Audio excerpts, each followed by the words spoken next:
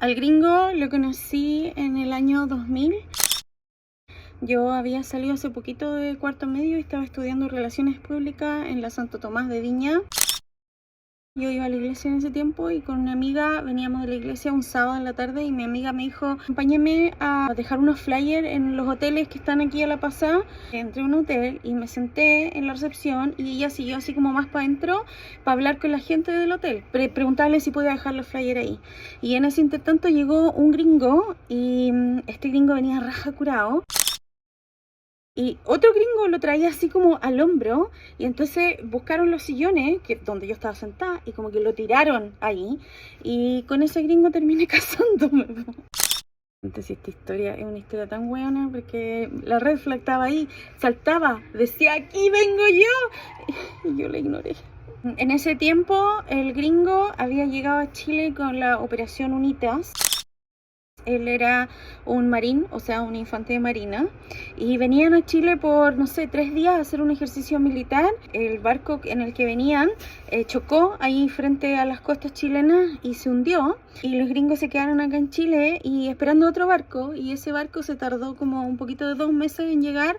Y entonces todos estos 2 meses que los gringos estuvieron acá, yo como que estuve todo el tiempo con el gringo, carreteábamos todos los días, venían a mi casa, yo iba a lo de ellos.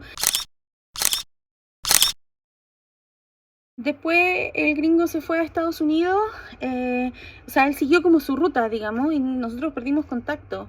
Y cuando yo volví a Viña, que esto fue como en el año, no sé, 2002, ya en ese lapso de tiempo la internet había como explotado en Chile, entonces había acceso a internet, pues, cosa que antes no había. Y bueno, yo me acordé del email del gringo y dije, ¿qué estará pasando con este gringo? ¿Cómo estará? Le mandé un email y él me lo respondió y ahí empezamos a hablar de nuevo con el gringo. Pasaron unos 6 meses y el gringo me vino a ver a Chile. Pasaron 6 meses más y el gringo vino de nuevo a Chile y se quedó 3 meses. Y ya a estas alturas nosotros teníamos como una especie de relación a distancia, ¿me entienden? Y bueno, yo terminé de estudiar y ahí fue cuando postulé al intercambio y me fui a Estados Unidos.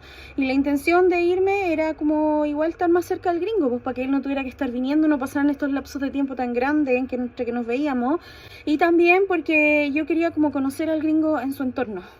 Yo con el gringo en Chile me llevaba a campo, pero en Estados Unidos no sabía cómo él era en su entorno y yo quería como saber eso. Cuando llegué a Estados Unidos con el intercambio pasó poquito tiempo y yo como que me salí del intercambio y me fui donde el gringo y ahí tuvimos que decidir qué hacíamos, po.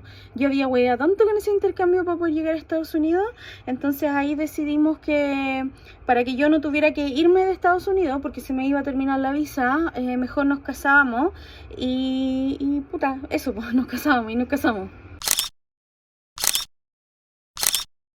Nos llevamos como el hoyo, por cierto.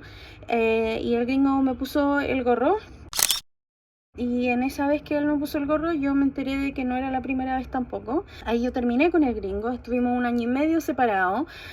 Yo me fui de la casa del gringo, tuve otra pareja incluso, y volví a Chile. Traté de abrir una tienda en Chile, me fue como el hoyo, no me gustó la experiencia, me cargó.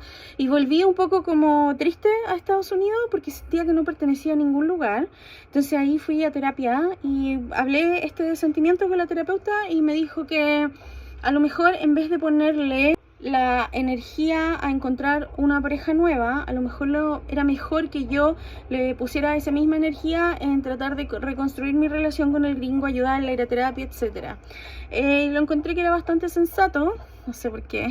Nada, pues volví con el gringo a Estados Unidos.